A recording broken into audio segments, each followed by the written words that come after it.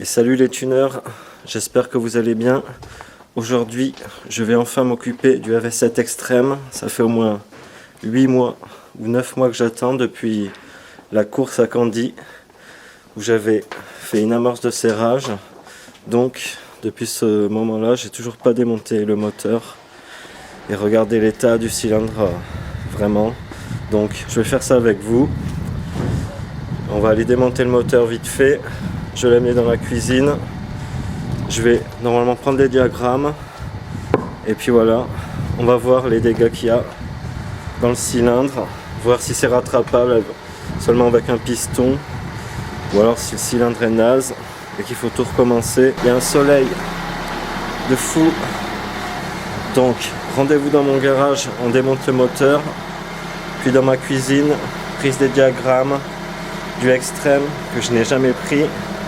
Et puis voilà, voilà, désolé pour l'attente, ça fait long, je sais, ça fait 9 mois, 8 mois, je sais plus, depuis mars ou avril dernier, depuis la course à Candy. Donc voilà, c'est reparti pour une petite vidéo de mobilette sur la AV7 Extreme. Et ouais, merci pour le soutien. Et voilà, on arrive dans mon garage, c'est la zone. Je vais donc le démonter et l'amener dans la cuisine. Voilà. Voir un peu ce qu'il en est dans cette AV7. Voilà quoi. Le booster, toujours en attente de sa réfection. La Peugeot bébé, toujours bonne, avec son kit chaîne neuf. Le Mobix des premières vidéos. Avec 2 pneus neufs, une poulie, voilà. Et voilà, le moteur est sur la table. Donc je vais vous faire quelques plans pour vous rappeler un peu à quoi ça ressemblait. Des plans de l'allumage, de la boîte à clapper et du cylindre, voilà. Voilà, c'est bien un AV7. L'allumage avec un capteur de booster, le clapet,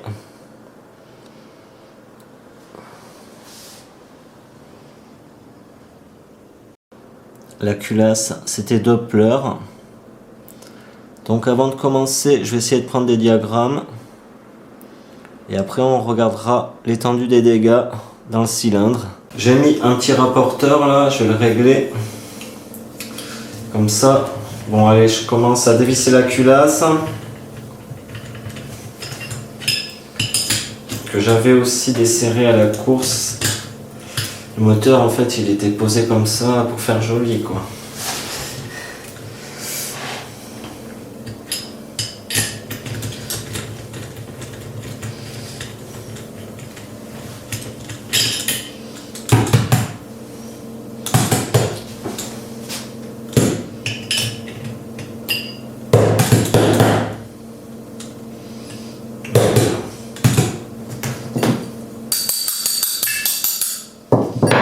Ça s'est bloqué dedans.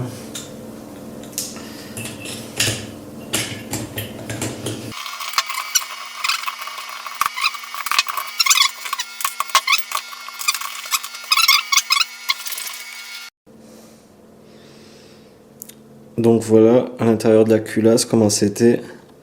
Des traces là.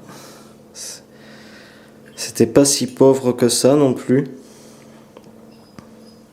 Je vais enlever la bougie. Et voilà l'état de la bougie. Elle n'était pas non plus si pauvre que ça. Mais ça manquait. Bon là c'est un peu renoirci depuis le temps, mais c'était un peu pauvre quand même. Voilà pour l'état de la bougie. Je vous montre un petit coup l'intérieur du cylindre. Côté échappement, le piston, on peut voir le balayage qu'il y avait, qui était un peu particulier, mais ça avait l'air pas mal.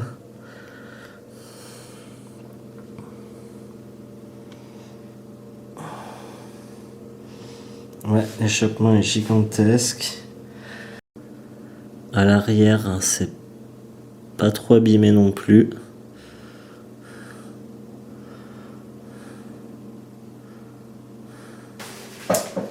Je commence par installer des galets pour fixer le cylindre là.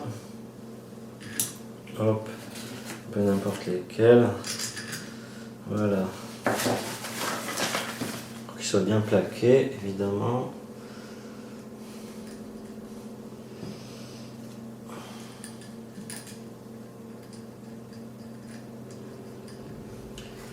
Hop.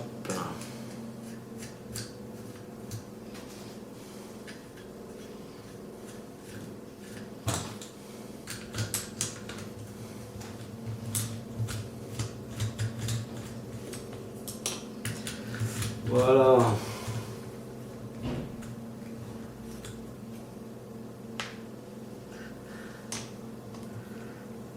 Voilà, c'est bon. Très bien plaqué. Ouais. Il est plaqué.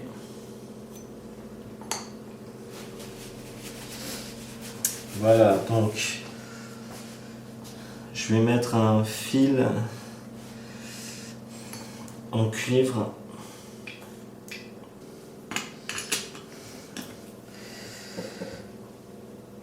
Hop, voilà.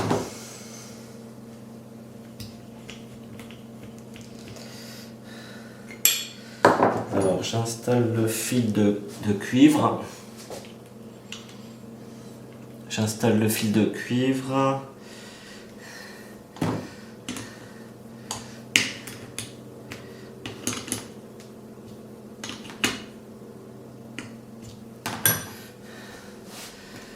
Alors voyons ça au 0.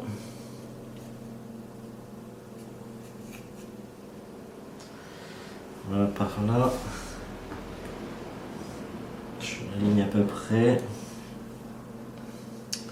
Pour l'instant.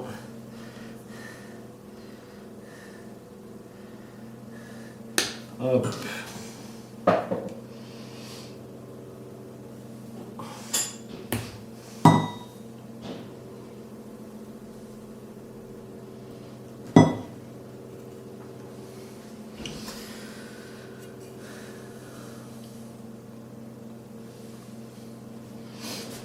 Donc, ouais. Voilà, on voit mieux. Donc c'est parti pour la prise des diagrammes. Donc, et voilà, là j'ai réglé le piston vraiment à fleur du haut de la sortie d'échappement. Là, je règle bien sur 0. Voilà, c'est parfait. Et je vais mesurer que la moitié du diagramme en fait. Je vais partir du haut de l'échappement jusqu'au point mort bas. Et après, il faudra multiplier par 2 pour avoir la vraie valeur. Voilà. C'est comme ça qu'ils mesuraient à l'époque. En tout cas, c'est comme ça que c'était représenté. Au lieu qu'il y ait marqué 180 degrés à l'échappement, par exemple, il y avait marqué 90 degrés. Vous pouvez trouver des diagrammes comme ça. Je vais faire ça. Parce que j'ai pas 360 et ça me suffit. Voilà. Donc là je suis vraiment à fleur du haut d'échappement. Donc voilà, je vais aller jusqu'au point mort bas. Je vérifie le 0, c'est bon.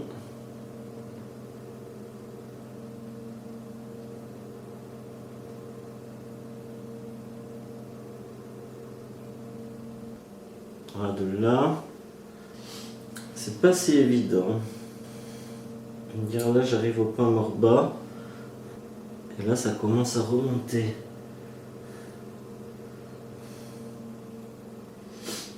Donc j'ai peut-être pas autant que je pensais à l'échappement.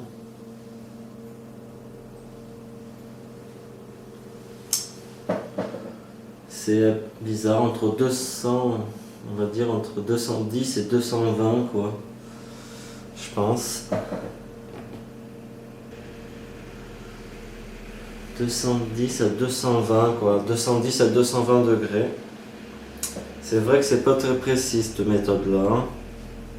Je vais remonter le piston. Ouais, on va dire 220 à l'échappement quoi, environ entre 210 et 220. Je pensais qu'il y avait plus moi, mais finalement non. Pourtant il reste vraiment pas grand chose. Je pensais qu'il y avait un peu plus. Bon, je vais faire les transferts latéraux maintenant. Alors, les transferts latéraux, je peux les faire complètement. En plus. Voilà, là je suis en haut du transfert latéraux. Je vais faire aller le piston au point mort bas, puis revenir. Voilà, latéraux de droite. Il y a 162. 162 au latéraux droite. Je vais faire l'autre. Ben là je suis à 0 aussi, donc ils sont bien alignés. Il n'y a peut-être pas besoin de les mesurer. Je vais le faire quand même, mais ça ne va rien changer.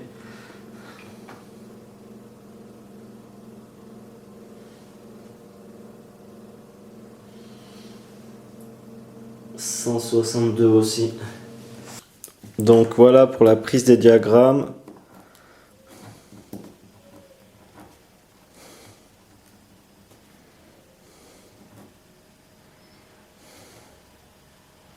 Je sais plus s'il y a 2M ou pas. Bon, on s'en fout. Échappement.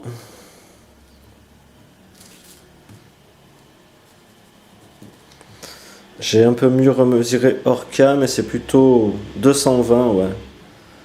On va dire, hein. À peu près, quoi. Et pour les transferts latéraux, «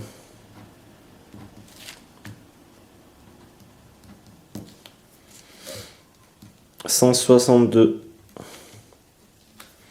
C'est sûr, ça je l'ai bien mesuré. 162 aux transferts latéraux et environ 220 l'échappe. Ça fait donc la différence entre les deux, c'est 50. Oh merde. P38. 58 quoi. Je sais plus comment ça s'appelle la différence. J'ai un peu perdu le lexique du deux temps à force de plus faire de vidéos là. Entre les deux donc il y a 58 degrés. Voilà. Bon, les dégâts dans le cylindre maintenant, je vais démonter tout ça. Bon, de ce côté là, c'est assez léger. Là c'était le haut de l'échappement. C'est quand même assez léger. Au doigt, je sens rien du tout. Par contre, à l'ongle, je sens un tout petit peu. Mais on dirait qu'il y a de l'aluminium du piston qui s'est collé sur le chrome. Alors, je vais peut-être, qu'en le ponçant, je vais réussir à l'enlever. Mais c'est vraiment léger. Je pense que le cylindre, il est encore possible de le faire marcher correctement quand même. Voilà. Bon, je le démonte.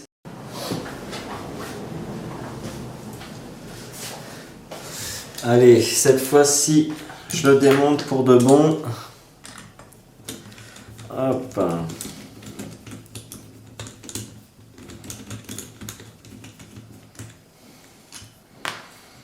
Tac. Tac. Tac.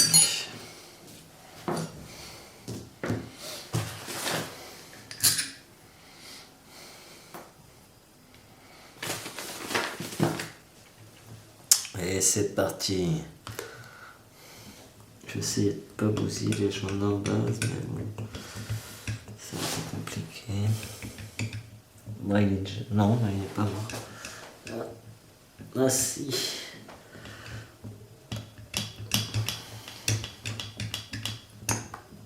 Là, si je soulève pas le cylindre aussi. Hop là.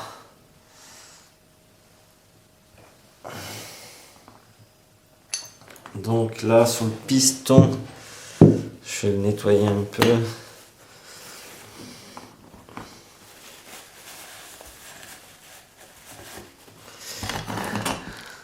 Sur le piston, il y a une marque là. Je sais pas si on voit bien.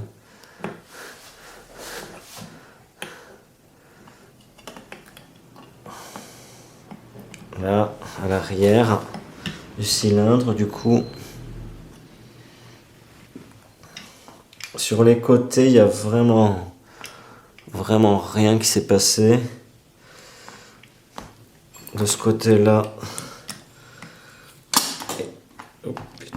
Et de ce côté-là, c'est vraiment parfait de ces deux côtés. Il n'a pas chargé du tout sur les côtés là. Et devant, par contre, je sais pas si vous voyez, je vais faire un autre plan. Non, voilà, ça va, on voit. Je vais faire un petit zoom numérique. Voilà, le jaune là, il est mort complet.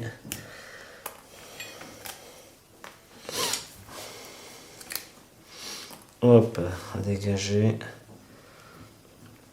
Ouais, le segment il s'est bloqué dans le piston. Ah, il bouge un peu quand même, mais le segment aussi il est abîmé par là. Je vais vous le foutre en gros plan. Ah, il bouge quand même le piston. Et voilà l'avant du piston qui a bien morflé.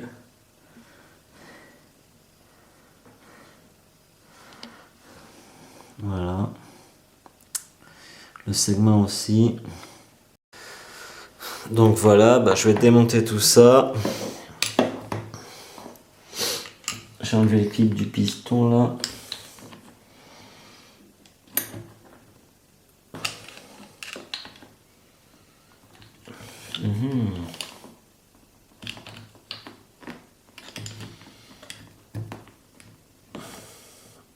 L'axe c'est bon, il coulisse bien. Le vilo, il a pas grand chose, il a rien. Voilà, l'axe il est bon.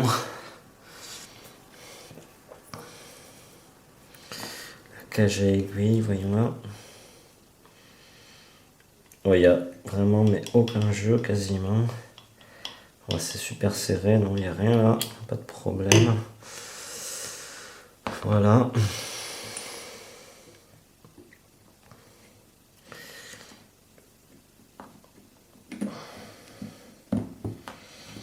Donc, du coup, la cage à aiguille, je vais la laisser là-dedans. Avec un petit bout de cuivre comme ça. En attendant pour la tenir.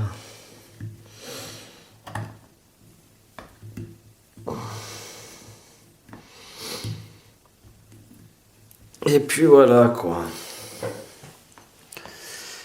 Voilà, ça bouge pas.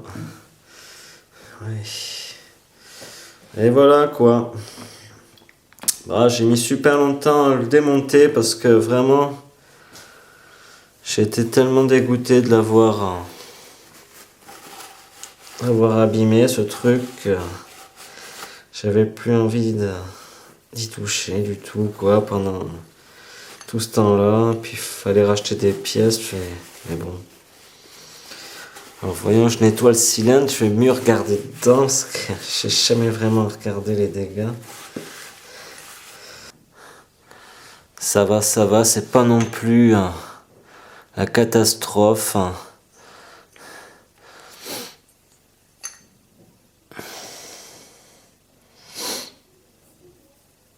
Au doigt, comme ça, je sens vraiment, mais rien du tout.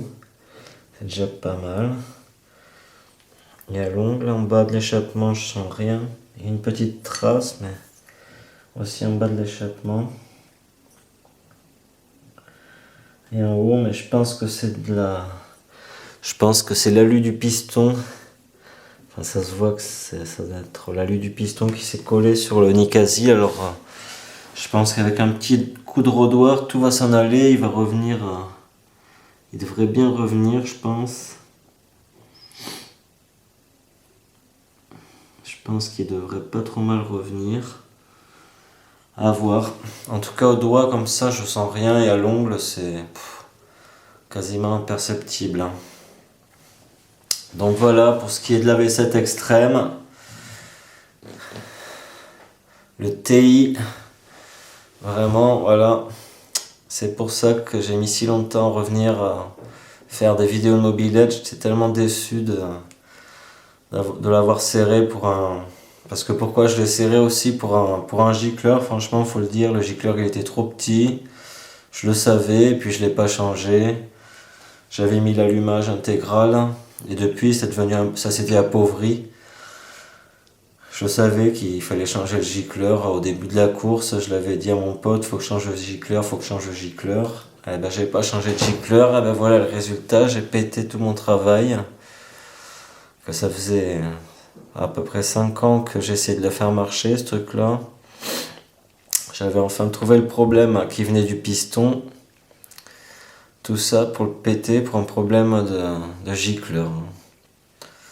Voilà, si j'avais pas forcé, il aurait peut-être pas pété non plus. J'ai un peu tiré dessus, comme on voit dans la vidéo de la course aussi. Mais bon, s'il avait été mieux réglé, un tout petit peu plus riche, jamais j'aurais eu ce problème de serrage. Là, c'est vraiment un serrage débile, quoi. Et je m'en voulais beaucoup. Donc voilà, c'est pour ça que bon, j'en avais un peu marre. Et que j'avais arrêté de me pencher là-dessus, ça m'avait dégoûté. Je pensais que j'allais le refaire plus vite, mais ça m'a un peu déçu. Donc voilà, quoi. J'essaye de vous mettre encore un dernier gros plan de l'intérieur.